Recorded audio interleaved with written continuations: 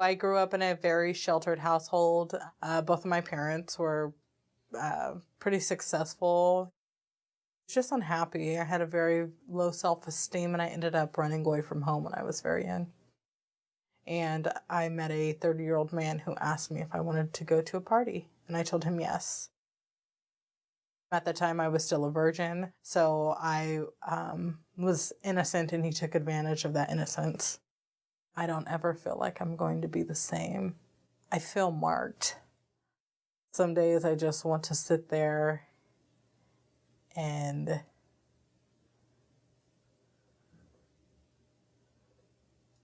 just not be present anymore.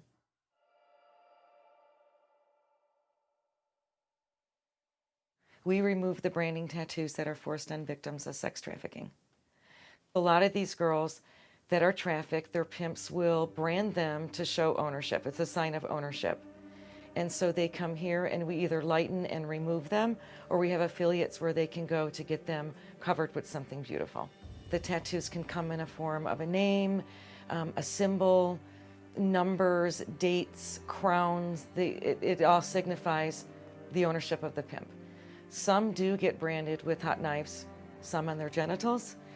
I have a daughter that was sexually assaulted, and I seen the trauma that she went through and magnify that over and over again. It keeps me driven to do this. A lot of these girls are trafficked at a young age, 11, 12, 13, 14 years old. It is such a manipulation. They're seeking something that maybe they're not getting from home, or maybe they were bullied in school, the foster care system, instances like that. And these men know how to groom them. They're called Romeos or groomers, and they will say and do anything to gain their trust. They will even have dinner at their parents' house as the boyfriend to gain their trust. And once the trust is there, it's over. They go to a different state, or however this particular person does it. I feel anger, sadness, the whole thing. I try to give grace and forgiveness.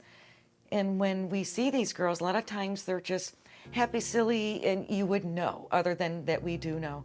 And other times they're so traumatized, they're either angry or mean, even towards us, me and the technicians, or they're sad and quiet.